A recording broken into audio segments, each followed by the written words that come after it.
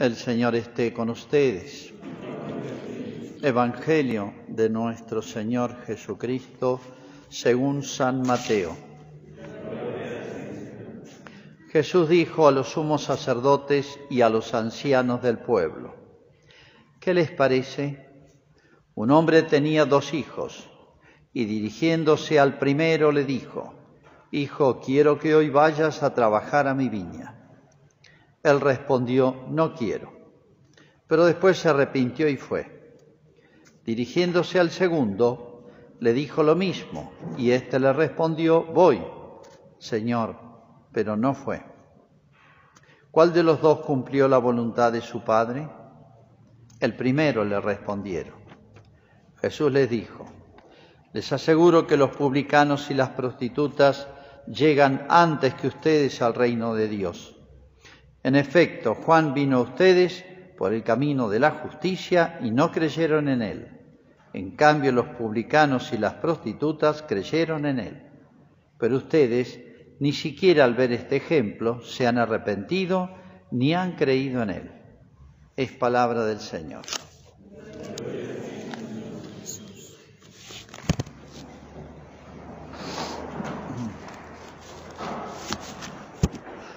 Tiempo atrás, a raíz de uno de los atentados musulmanes en Europa, que han habido varios, una de las declaraciones que hicieron fue esta, que refleja la mentalidad, el modo de pensar del musulmán. Europa es infiel, nosotros somos fieles, creyentes, y al ser infiel es una ofensa a Dios, no tienen derecho a nada, ni a la vida siquiera. Así piensa un musulmán. Por eso para ellos matar a todos los europeos no les da nada. Están haciendo una obra buena ante Dios.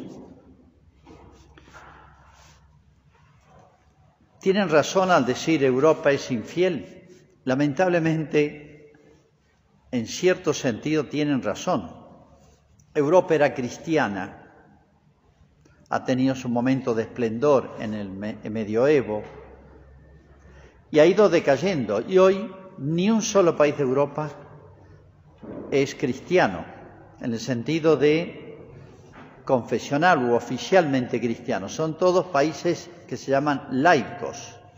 Ustedes habrán escuchado enseñanza laica, un país laico, o sea que no profesa ninguna religión, son neutros en religión.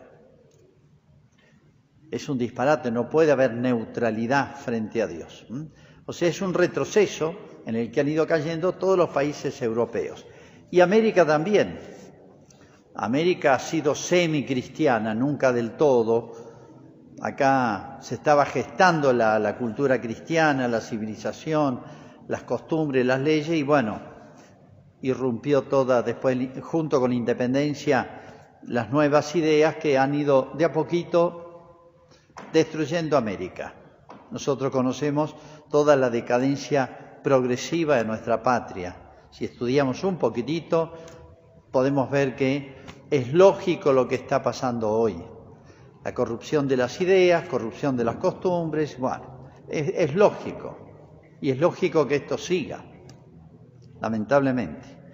Bueno, pero el musulmán creía tener razón, porque los países islámicos, no todos, pero los más coherentes son confesionales musulmanes, como Arabia Saudita, como Turquía, los Emiratos Árabes, creo, algún otro, no sé, Irán, Irak, pasan por distintas etapas, pero para ellos es impensable otra manera de dar culto a Dios que el Islam.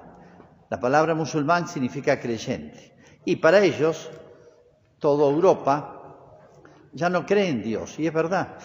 Todos los países son neutros, laicos, como se dice.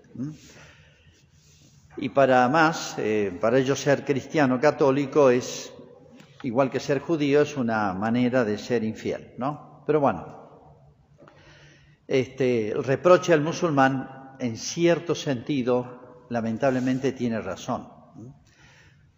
Por otro lado, pasando a otra versión, otra opinión, hace años, décadas atrás, una famosa rusa, se llama Tatiana Goricheva, debe haber muerto no hace mucho, vivía en Francia, una mujer brillante, joven, mejor egresada de filosofía en Leningrado, haciendo yoga se convierte. Claro, una vez que se convierte, por más que ella era para los comunistas soviéticos era un personaje que iban a promocionar por su talento, bueno, se convierte, entonces empezó un calvario para ella, hasta que pudo escapar de Rusia.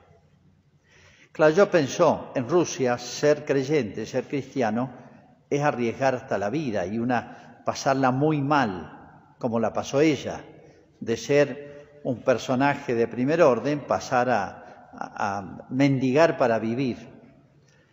Y ella pensó que viniendo a Occidente, en concreto fue a Europa, a Francia a vivir, pensó que acá, que se goza de libertad y se gloria de la libertad, el mundo era creyente de otra manera. Y ella escribe un libro contando su historia y cuenta el impacto que le produjo Europa. Y lo describe con estas palabras, para mí muy genial. Dice, el cristianismo occidental, se refiere a toda Europa y América, pero sobre todo Europa, es un cristianismo sin rostro. Si el rostro es lo que identifica una persona, que lo que muestra hasta la profundidad de su ser por la mirada, la identidad, lo más profundo de una persona. Bueno, un cristianismo sin rostro, o sea, chirle, nada, descafeinado, nada, sin principios, sin verdades morales, sin verdades dogmáticas, todo diluido. Ese es el impacto que, dice, no lo podía creer, como si se goza de libertad, porque se encuentra el cristianismo en estas condiciones, ¿no? Yo diría, es mucho más dura esta crítica que hace una mujer convertida a la ortodoxia, no se convirtió al catolicismo, sino al cristianismo ortodoxo, que es muy semejante, muy cercano al nuestro. Bueno, todo esto viene al caso por el Evangelio de hoy, que si lo situamos en el contexto es muy importante, porque leído así nomás a secas, nos dice muy poquito, o nos dice algo muy obvio, que es mejor obrar que simplemente decir y no hacer. Es demasiado obvio. Pero vamos a ver el contexto. En primer lugar, este texto se lo dijo Jesús a los personajes más importantes de Jerusalén. Y esto fue el martes santo. El viernes santo muere Jesús. Esto dijo el martes santo. ¿Y en qué contexto? En el siguiente. El día anterior había entrado en Jerusalén. Recuerden que era la Pascua. Jerusalén era la capital. De 10.000 habitantes pasaba casi 1 millón en esa época. Los días de la Pascua, que eran hasta un mes, podía durar. Había muchísima gente de todo el mundo. Todo el mundo, de alguna manera, había oído hablar de Jesús. Ya era el final, los 3 años de su vida pública. Era imposible ignorar haber escuchado hablar algo. ¿Se acuerdan? En Pentecostés, pocos días después, dice que había gente de todo el mundo, porque los judíos estaban dispersos por todo el mundo y venían para la Pascua. Jesús entró en Jerusalén. Se ve que se corrió la voz, acá está el famoso profeta, descendiente de David, etc. Bueno, le hicieron la famosa entrada triunfal de Jesús. Y los dirigentes de Israel se enfurecieron.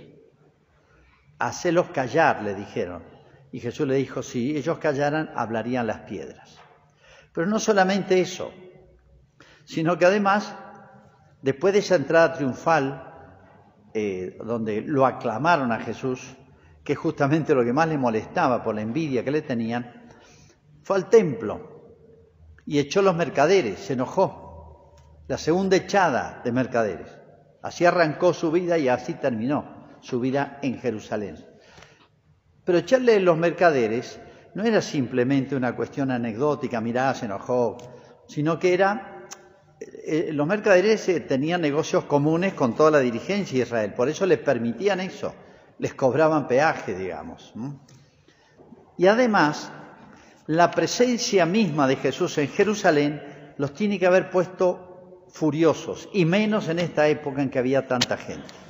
Recuerden que Jesús empezó predicando en Jerusalén, le fue mal, se fue al interior y ahora volvió. Iba para la Pascua y se iba, Jesús nomás, pero ahora volvió a quedarse. ¿Se acuerdan que los apóstoles no querían subir? Y hasta que Jesús le dijo, mirá, me voy solo, y al final Pedro dice, bueno, vamos todos y muramos. Porque ahí estaba la dirigencia de Israel, que era la que más lo detestaba a Jesús. Entonces, la misma presencia de Jesús en Jerusalén ya los tiene que haber puesto muy nerviosos, los tiene que haber puesto furiosos, porque bueno, que estuviera allá lejos, le mandaban emisarios, que lo pusieran a prueba, bueno, estaba lejos. Pero ahora se les presenta en su casa. Es como ir a la Meca, el lugar más sagrado de los musulmanes, y empezar a hablar contra Mahoma, más o menos. Bueno, era su territorio, por así decir. Era el territorio de todos estos sumos sacerdotes, eran los que habían sido presidido el Sanedrín. Es como si yo dijera, hoy hay 3 expapas. Bueno, esos eran. Y además los presbíteros, etcétera. O sea, está todo el grupo más selecto de dirigentes. Entonces Jesús, entrada triunfal, hizo un milagro, o varios milagros, expulsó a los mercaderes del templo. Se ve que los ha dejado todos, no sabían qué hacer, cómo manejar este tema. Al día siguiente viene Jesús y se les presenta de nuevo. Obviamente se han quedado charlando entre ellos y dijeron, lo vamos a encarar. Y se le presentan a Jesús, un grupo selecto, y le dicen estas palabras. ¿Con qué autoridad haces esto? O sea, es como si yo dijera hoy, ¿quién sos vos para venir acá, que es donde nosotros somos las autoridades? ¿Quién sos vos para dejarte aclamar, tener esa conducta agresiva incluso? O sea, bastante atrevidos con Jesús. Jesús, valiente, los enfrenta a todos y los hace pasar vergüenza, porque les dice, le hicieron una pregunta, ¿con qué autoridad? ¿Quién sos vos? Entonces Jesús le dice, les voy a contestar si ustedes me contestan otra pregunta. ¿El bautismo de Juan era de Dios o no? Dice que ellos charlaron entre ellos, esto está en el texto previo a esto que he leído. Y dice, si decimos que era de Dios, nos va a responder, ¿y por qué no le hicieron caso a San Juan Bautista, que me presentó a mí? Si decimos que no era de Dios, San Juan Bautista tiene una fama en todo Israel, de hombre intachable, de santo. Entonces el pueblo se nos va a venir encima. Entonces le dijeron, no sabemos, mentira. Entonces Jesús le dice, yo tampoco les contesto. Se lo hizo pasar vergüenza a todos estos que lo encararon a Jesús. Por supuesto, los apóstoles ni se metían en esto. Valiente Jesús, nos enfrenta a todos, ¿no? Y a continuación le dice esta mini parábola. Es un palo para ellos. Y el domingo que viene otra parábola durísima contra los judíos, tal vez la más dura de todas. Por eso se llaman a todos estos episodios que siguen, del martes y del miércoles santo, el gran conflicto que tiene Jesús con la dirigencia de Israel, los jefes máximos, pero hay que ubicarse, es el final de la vida de Jesús, ya han decidido matarlo, y es el territorio de ellos, como diciendo, mira, en Galilea, en el interior, bueno, está bien, que haga ya su discipulado, que predique allá, pero venir a Jerusalén a desafiarnos a nosotros. Jesús tenía que ir a morir a Jerusalén, a triunfar en Jerusalén, a vencer al malo y a los malos en Jerusalén, porque ahí estaba el templo, la ciudad sagrada y la presencia de Dios. No podía dejarla entregada a los enemigos. Por eso Jesús subía a Jerusalén, siempre dice, tenía que morir y resucitar en Jerusalén. Ese es el contexto, por eso es tan importante. ¿A quién se refiere? Bueno, no voy a repetir la parábola de los 2 hijos, pero es como decir Jesús 2 actitudes, ¿no? ¿A quién se refiere? Bueno, a los judíos, a 2 clases, como diciendo hay 2 clases de judíos. En realidad ninguno de los 2 es bueno, es el hijo que dijo no voy y después fue, y el otro, los dos se portan mal, porque en realidad tendrían que haber dicho sí voy, papá, y a ir. Eso sería lo correcto. Bueno, como diciendo, ustedes ubíquense en los dos, ninguno de los dos es óptimo, pero uno es mejor que el otro.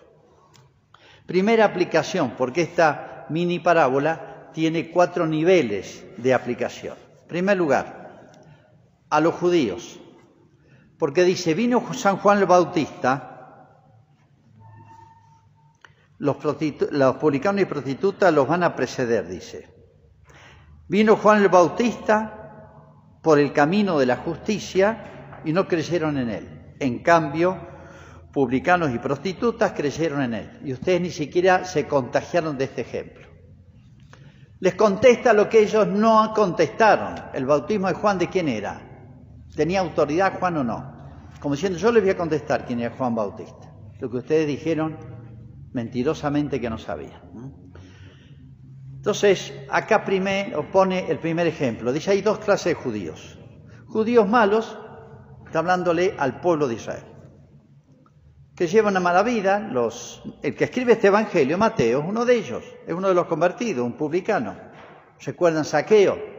Hace pocos días se ha convertido, era el jefe de publicanos. Eran mal vistos porque cobraban los impuestos para Roma. Empresas públicas, por eso se llaman publicanos. Bueno, varios publicanos, como Zaqueo o Mateo, que escribe esto, que estaba ahí, y otros se convirtieron a la prédica del Bautista. Si ustedes recuerdan, muchos le preguntaban al Bautista, ¿qué tenemos que hacer? Y Bautista les daba consejos. Pero a otros, estos, que se le presentaron al Bautista para husmear, a ver quién es este tan famoso, no le preguntaron a Juan Bautista qué tenemos que hacer, sino se presentaron ahí y Juan Bautista, ¿se acuerdan que les dijo raza de víboras, quiénes son ustedes? Los trató muy mal. Tienen que haber quedado heridos desde esa época.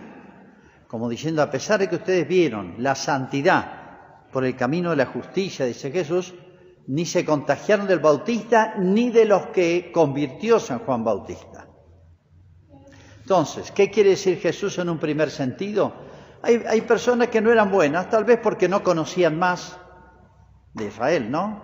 O no habían recibido suficiente oportunidades en su vida de conocer más las cosas de Dios, pero bueno, al ver un ejemplo deslumbrante como el del Bautista, se convirtieron, cambiaron de vida. Hay muchos ejemplos en la vida de Jesús. Y en cambio ustedes, que siempre dijeron que cumplimos, que renovaban la alianza, que prometían en cada fiesta religiosa, etcétera, cumplir con los mandamientos de Dios, ustedes miren en qué termina. Ya han decidido matarme a mí. Primer mensaje entonces es para estas 2 clases de judíos. Los 2 malos, pero uno termina bien. El que dijo no voy, pero después fue. Entonces muchas personas, nosotros podemos ser como uno de los 2 casos. No somos buenos, pero el ideal sería que uno realmente lo anhelara y lo cumpliera, las 2 cosas. Pero puede darse aquel caso de personas que llevan mala vida. Y sin embargo, siempre hay tiempo para convertirse. Para eso Dios manda al Bautista, vino Él y nos manda 1000 oportunidades. Segunda lectura que se puede hacer, que no se hace en el momento, sino que después, con el tiempo, se vio. Jesús se refiere a los paganos y a los judíos. Los paganos son, recuerden ustedes, se llaman paganos o gentiles, todos aquellos pueblos que no son Israel. Para los judíos el mundo se dividía en 2, ellos y todo el resto del mundo.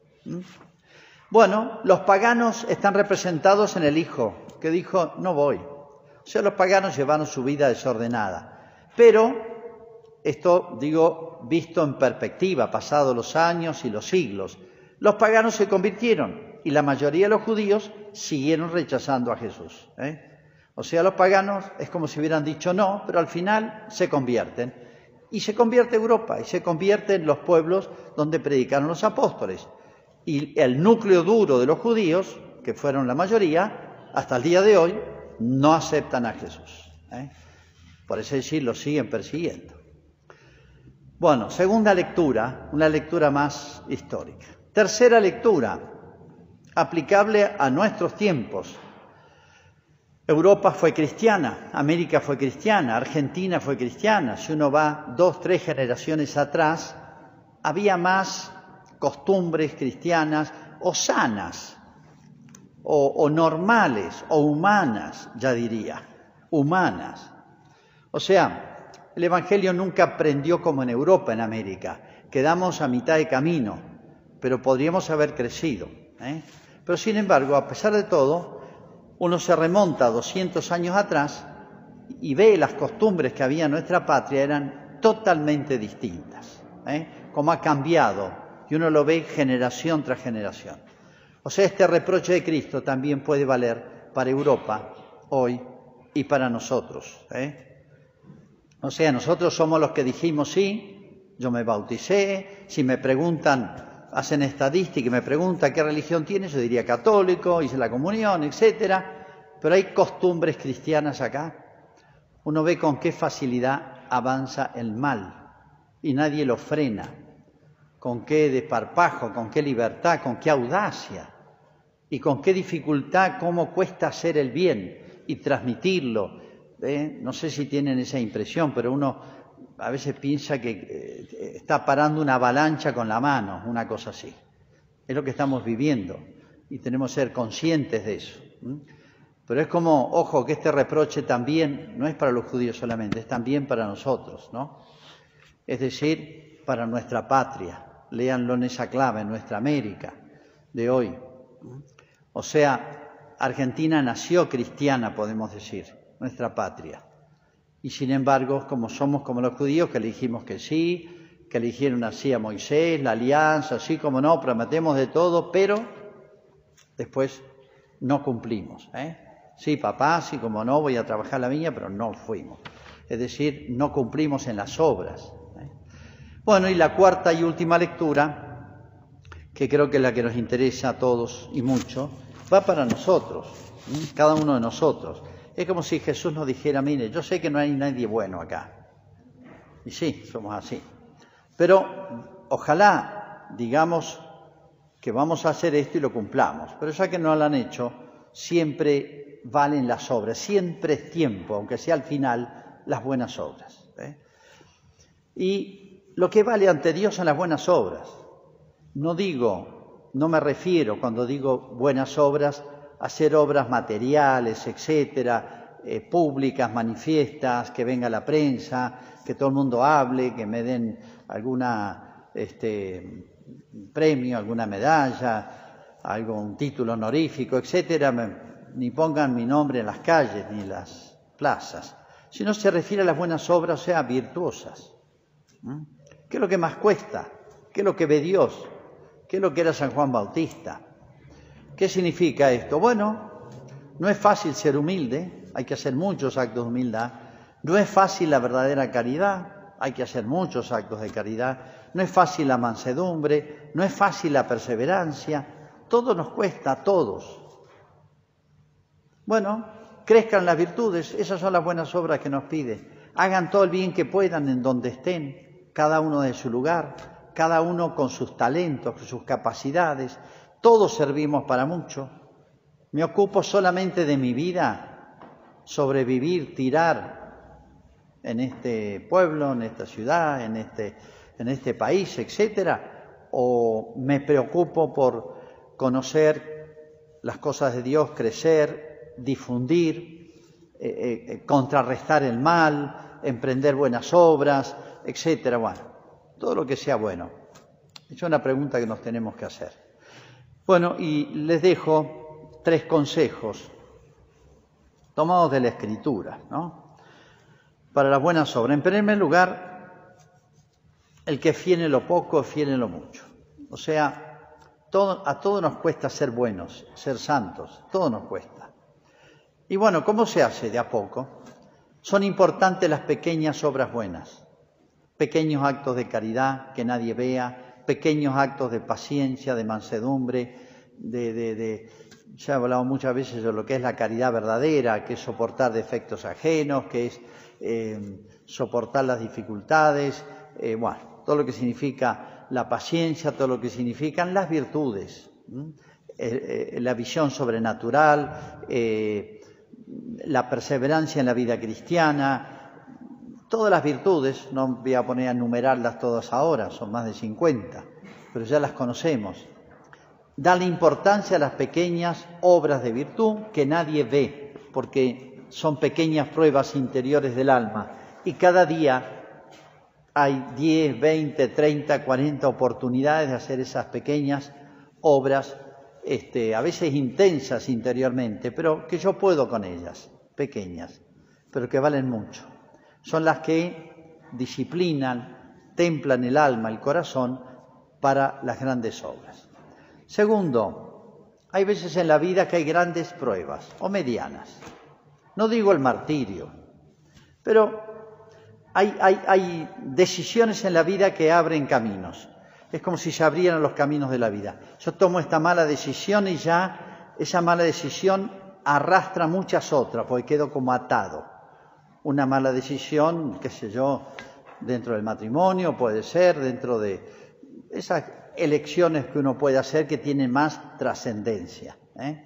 Entonces, hay veces en la vida en que hay decisiones duras, pero que deciden caminos. No es algo que yo pueda empezar de nuevo mañana como si no pasara nada. Ya se abren caminos, ¿no? Esas grandes decisiones a veces son difíciles al tomar las buenas, pero son las que hacen crecer y dar saltos al alma en la vida espiritual, en la vida de las virtudes. Y en tercer lugar, lo que recomendaba este santo obispo español, Manuel González, que no nos cansemos. Es el título de una oración muy linda. Papa Pío XII, gran papa, decía esto: yo no temo tanto a la acción de los malos en el mundo cuanto al cansancio de los buenos. Hay tanto ambiente, clima difícil, malo, que cada obra buena, cada buena opinión a veces no se puede dar ni en la mesa familiar, porque se arma un lío. No puedo tocar ese tema, escucho muchas veces, porque nos peleamos con papá, con mamá, con mi tío, con mi... Hay temas no se pueden tratar ni en una mesa familiar. Entonces, yo entiendo, es lo que quería decir Pío XII, el cansancio de los buenos. Me canso. Es decir, hay tanto mal en mi entorno que me resigno a sobrevivir, a ir tirando, nada más. Temo el cansancio de los buenos más que la acción de los malos. Que no nos cansemos, no estamos solos.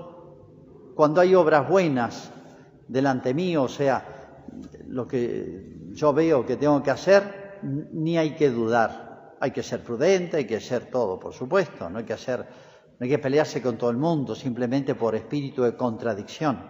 Pero no hay que temer obrar bien cuando es justo y prudente. Y que no nos cansemos. Bueno, y termino con esa frase de una santa que decía esto, para pensarlo. Dice, si los cristianos fuéramos lo que debiéramos ser, lo que debemos ser, prenderíamos fuego al mundo. Lo que vino a ser Jesús. Hagamos nuestra profesión de fe. Creo